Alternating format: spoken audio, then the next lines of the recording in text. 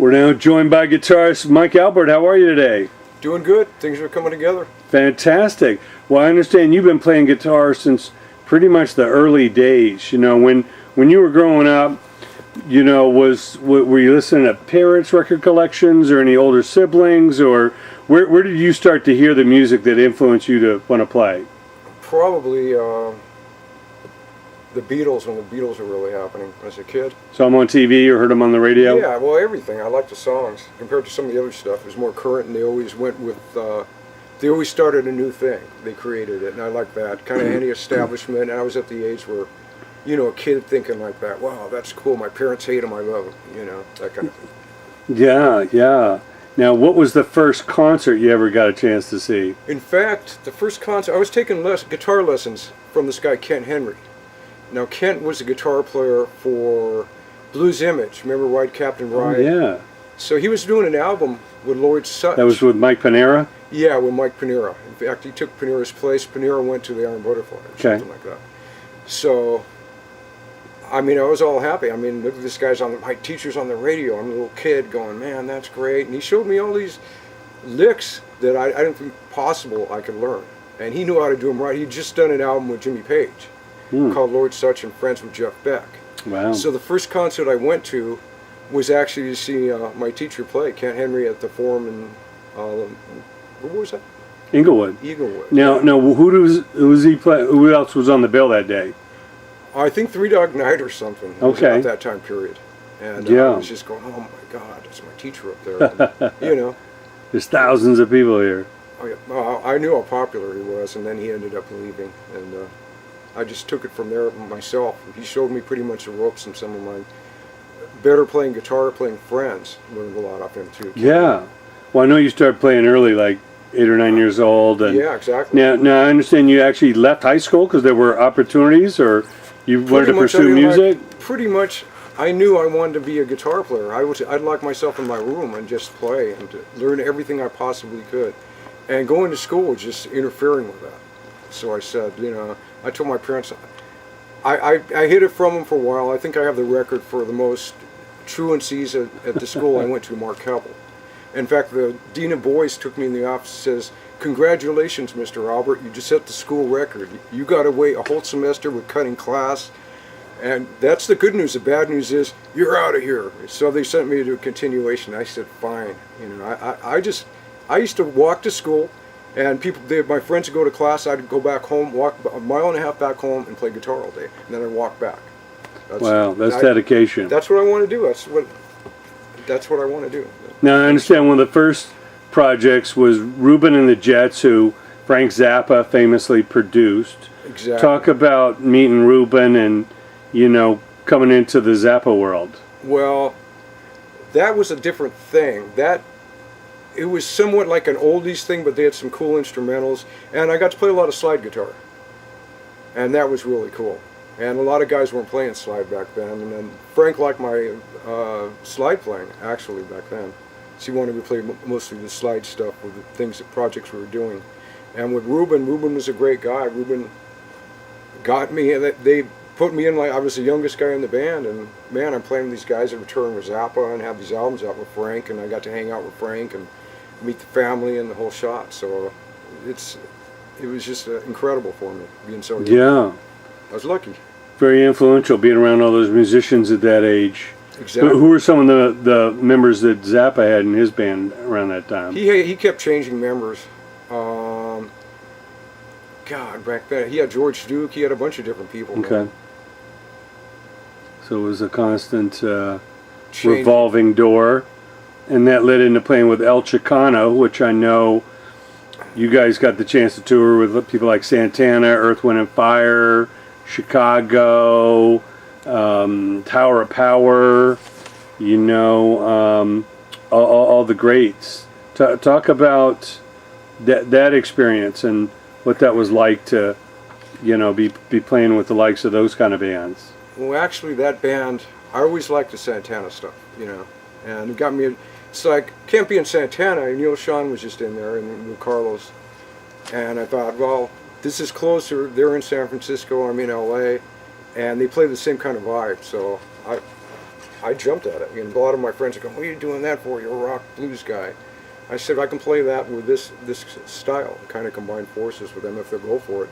And they went for it for a while. And then to make money, we got signed with Columbia Records, and we had to do more like the Michael Jackson thing, because that was happening. We got signed to Columbia Records from Larkin Arnold, that signed Michael Jackson from Motown to Epic, which is CBS also. Mm-hmm. So I got to tour with all these bands. I made some good money, and contacts are extremely important, as you know, in the industry. And I had a ton of them there. I thought I'm set for the rest of my life, but it doesn't work like that at times. You know? Yeah. We got dropped from the label after a while, and then went back to square one. So you saw kind of the pressure of performing live was one thing, but these record companies, they wanted hits, and they wanted to tell you how you had to do it, and yeah, and if the hits weren't there, you were out the door. And I didn't like playing the really rinky-dink stuff, the top, not even like top 40, man. It was like watered down Michael Jackson kind of stuff. But you got to do what you got to do. I was still playing the guitar, and I got to do some good solos and some stuff that let me open up in the concerts. And we're played the Houston Astrodome, 70, 80,000 people. We did some major things, NBC stuff. We did world stuff, and it was a learning experience, actually. Even though I didn't care for the music, a lot of it, but it was what it was. Now, when you started playing these bigger arenas and stadium shows, was it ever intimidating to look at that crowd, or would you always just focus on the band unit and kind of pretend like you're performing at a club? When you're playing in front of 100,000, I think we played a state fair in Pueblo, Colorado, and we set the record. Santana had been there. We did 2 shows with 80,000 people to shot in the same night. So the more people, the better for me. If it's one-on-one, if it's one-on-one, if somebody goes, "Hey man, play the guitar, why don't you play this and that?" I actually get, as long as I've been doing this, I get a little nervous. I want to do, because every little nuance you do, you're going to hear. And I work my ass off not to have it so I can be as clean and as precise as possible, but things happen. So when you're playing in front of so many people, you can't see anything but spotlights on you. So I'm more nervous when I get off the stage, and when I'm on there, that's where I'm most comfortable. That's where I feel at home. Well, that's amazing. Now, for a young musician, that's quite a history already. But in '85, Chris Poland leaves the group Megadeth, which we all know is the Big Four with Metallica and Slayer and Anthrax and everybody. One of the most legendary metal bands ever. Tell us how you got the call, and tell us about the audition, with Dave Mustaine and the band. Well, at that point, I was playing at a country western place, man. I love playing all kinds of different styles. Mm-hmm. So I hear this band, Megadeth's going to come down. They were interested in having me as a guitar player. I knew their management, and I was friends with Chris Poland, Gar Samuelson. Gar and Chris were in the band. Chris leaves, and I see these guys walk in, and I thought, man, I'm not going to fit in with these guys. So it was like, I'm looking at them, and I'm going, "Hey, I'm Mike." And they said, "Yeah, we came to check you out." So I was playing this. It was more country, just kind of country rock or whatever. And I see them at the table right in front of me with their arms folded, just staring at me. No look on their faces, just staring at me. And I thought, what the hell? I'm just going to play my ass off. I don't care what these guys think. I could care less. Been there, done it. I didn't care. So the only thing I did is I told the band, let's do something a little more up-tempo. They could see I have some chops. So at the end, I'm playing, and I look, and they're gone. And I'm going, oh, well, all for the better. I couldn't see myself playing with them anyway. I thought, I don't know about what they're playing or whatever. I don't care how popular they are. So the next day, I get a call from Dave Mustaine. He goes, "Mike," he goes, "this is Dave." And I said, "Oh, man, I didn't think I'd hear from you." He goes, "Man, you blew the top of my head off when you were playing." He goes, "I've never seen anybody play like that." So he says, "I want to come by and show you the stuff we're working on. We finished the album, the first album, Killing's My Business. And Chris isn't going to be around, and I know you're friends with him, and you're friends with Gar. Gar's in the band still, so would you want to do the gig?" And I said, "Well, let me check it out." So he brought over I think it was a cassette tape back then. God, it was a long time ago. So he brings it over, and I'm listening to it, and I go, I can't make heads or tails of what the hell it is. I'm just going, man. And then after a while, I said, let me think about it, and then I called him back and I said, yeah, let's do it. I'll join the band. So it started from there, and then I got more and more into that style because I'd never heard anything like it. In fact, the world actually hadn't. And that's So you were only the second guitarist in the band at that point? Yeah. Chris was the first? Yeah, well, there was a couple guys before. No, you know who was before me was, oh man, Kerry King from Slayer was actually. He did just a couple gigs. Yeah, he did a couple gigs, but it was like Dave knew he was going to leave, and he said he doesn't fit like Chris because Kerry's more of a heavy rhythm player and some, you know, the stock lines he does, you know. Yeah. And Chris is more of just all over. Chris is Chris Bowen, you know. Nobody plays like him. I don't think anybody really can be, you know, an exact science. So Kerry King was just more like an experiment that just didn't work. Yeah, it didn't work. So. But before you joined the band really hadn't done that much like touring or. No, they had done some touring. In fact, for the previous year, they were doing some touring and doing some stuff and getting their name more around. The industry at that point was a lot of underground trading of cassettes. Right. Tape traders. Hundreds of thousands. I think when I did part of the tour, it was on an album, bootleg album, and it was 250,000 were sold. So that helped get the, you know, keep the that helped get the band going even more to have more interest with Capitol deal they did with Capitol Records. Right. So Killing is My Business and Business is Good.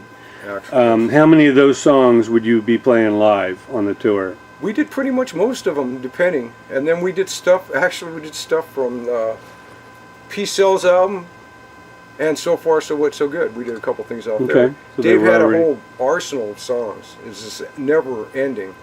He's like a riff master. No, he's just constantly coming up. Genius, and I'm not just saying that. Yeah. Now, besides your own shows, you're also playing around with like Slayer or Anthrax or Exodus around that time? Yeah, we were doing that.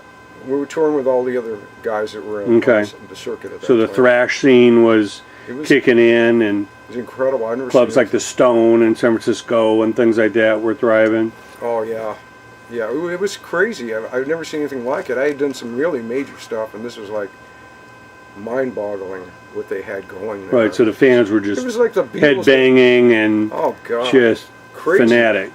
It was crazy. They were rabid. They were crazy. They were. Mustaine was their god. Yeah, he was the preacher, and they were all praying to the altar of Megadeth. I'll never forget that. It was fun. Now, what are some of the crazier experiences? Because I know there was a lot of stage diving. It was very punk rock, where people were jumping on the stage and, you know, and all that. Were there some instances you thought like this might not end well? Well, this is out of hand. A couple times somebody jumped on the stage to stage dive. So they're on the stage, and we had bouncers always on the stage with us.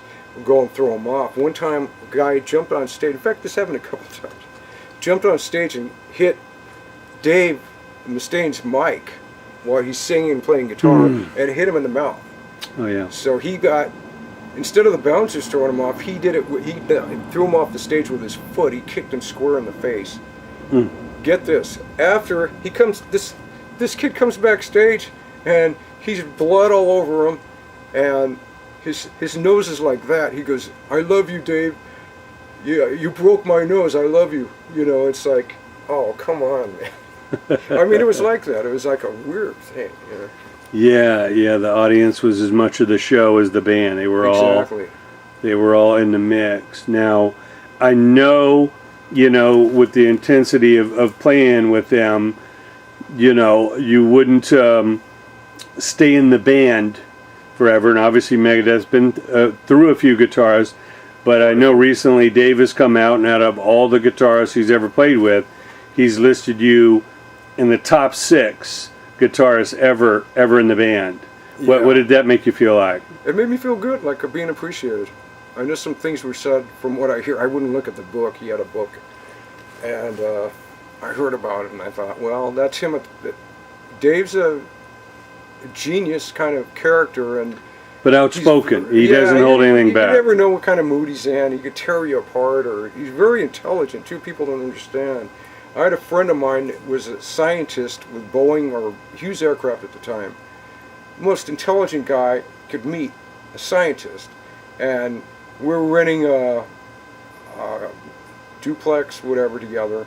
And he used to say, man, that when David would come by, when Mustaine would come by, he'd look at the lyrics, and my friend would go, man, this guy, I have to look at a dictionary, encyclopedia, to see what this guy's talking about. This guy's a genius. And Right. the more I got to know him, maybe, you know, one of a kind, man. And he proved it to the world, and I'm proud of him.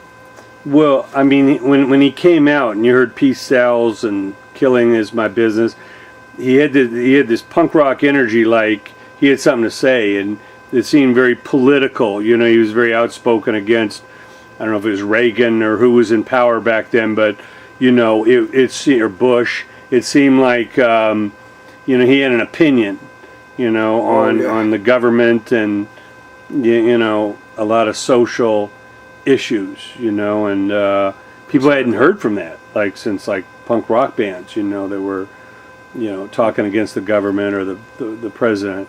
But he always seemed to keep it real general, so you know, it had that edgy attitude. So it appealed more to the masses. Yeah. Great marketing. Yeah, it didn't divide people. Yeah, that's the way he was. I was just ahead of his time, and he proved it right now with how good they're doing right now with the Grammy and everything. Yeah. That's really cool. And I know David Ellefson, the bass player. Junior. You guys, yeah, Martin we friend. call him Junior, but he's always been a friend. Always had great things to say about you, and he's right there next to Dave, you know, on stage all over the world these days. Well, he's one of a kind also. He's like a diplomat. Junior Dave Ellefson has always had that in him. He'd be understanding. He has a good heart, so he'd understand what Dave was up to, with what he's feeling, and kind of be a mediator with everything, and kind of help out with that, you know, because Dave's gets a little bit temperamental, a little bit. That's what geniuses are. He can be like that. So Dave was his yes man to a point, but he was the one that can control the situation. He just really a good soul, good guy. Yeah. Preacher also. You know, he's a reverend or something. Yeah, and he's got, you know, his management company now, and he's got the label, and he's out there. They just started a booking agency. I mean, he's an entrepreneur, and he's helping artists grow. EMG. Yeah. Yeah, I've checked that out. That's really, Absolutely. I'm really happy for him. Yeah, Great so Megadeth's a great feather in your cap, but of course you never stay still. You've been collaborating with Shankar, who of course is known for his work with Peter Gabriel and Sting and U2 and Phil Collins and, you know, Eric Clapton. You know, how did Jeff you Beck. come across Jeff Beck? How did you come across Shankar, and tell about your collaborations with him? Well, me and Shankar, we had the same label. It's called Big Deal Records. I got that through Joanne Ledesma, who we both know. Mm-hmm. Thank you, Joanne. And I met him at the record company office, and he comes up, he goes, "Oh, nice to meet you. I heard you're going to be on our label and all this." So we talked for like an hour in the office. I think I was a little late for the meeting with the owner of the record label. And one time he called me, he says, "Hey, would you like to collaborate?" He just done an album with Jonathan Davis and the band Korn, and he wanted to do some live shows. I said, "Sure, man, I have some extra time before my album drops, before, you know, they release it." So I started playing with him, and I started playing with him more and more through the years. And it was an experience I've never went through before, playing with somebody of that caliber on a different instrument, to where just totally blow people away. Yeah. Unbelievable. You've heard him, you know, it's like... Yeah, so he's internationally known, and in his homelands he's thought of as a major superstar. I've seen all rabid fans with some of the bands I've worked with, but I've never seen anything like this. You go to Asia, they line up hundreds in a line to kiss his feet. And I'm not exaggerating, they kiss his feet. Wow. I've never seen anything like So they look at him like, you know, like another godlike. Yeah, like a Gandhi or something. Exactly. And he has this soothing presence too. He's like Gandhi, like that. Mm-hmm. And his violin playing is so flawless. I mean, he created that style, the southern style of Indian classical music, that Shankar. And I mean, that's why he created that Shakti with John McLaughlin, and we were doing that, and that was crazy, you know. playing that kind of fast stuff with the violin. Sure. That was fun, but very stressful at times. Yeah. To be precise like that. Well, I know besides playing with other greats like that and collaborating, you know, with Chris Poland on his new project, you have your solo band, or you're creating a new band with some all-star musicians, and then you do your own kind of more instrumental, more like Jeff Beck, Joe Bonamassa kind of, you know, fusion kind of rock music. Talk about the music that you're making now. Well, I've been talking to Chris Poland for years about doing an album together. In fact, every decade we've been talking. We've been friends for over 40 years. Believe it or not, we're only 42, 43 now. Mm-hmm. Just kidding. But what happened was, I thought, man, you know, I went to see Owen play, and I was in a band with Pagliari, Rob, 10 years ago. I mean, we were doing all the classic kind of stuff, free stuff, and the Hendrix and all this stuff, you know, Cream, a lot of Cream. So I discussed it with them. They said, hey, man, let's just do it, you know. So I just went through it. I said, man, I got to do this, man. Tomorrow's not promised, and I thought, man, you know, I'm getting older, and I got to do it now. So I've never been happier with it. I mean, the guys are incredible. They're really good. I got Chris Garcia, who's played with the Zappa, the Grandmothers of Invention, which are the alumni of What's Left of Frank's band. And I felt the connection with that, and the guy's incredible. I mean, he plays every kind of percussion instrument. I've got some great guys on there. That's amazing. So I'm really happy with it, and we're working on it right now. It's about halfway through. I'm going to be mixing some of the stuff. I got another 6 or 7 originals. We're going to do a couple of cover songs, but you know, like a Billy Cobham, like we were discussing with. Yeah, you know, yeah, like the Spectrum album with Tommy Bolin and Jan Hammer and all those guys. And I have a great guitar player who's going to be playing on that with me.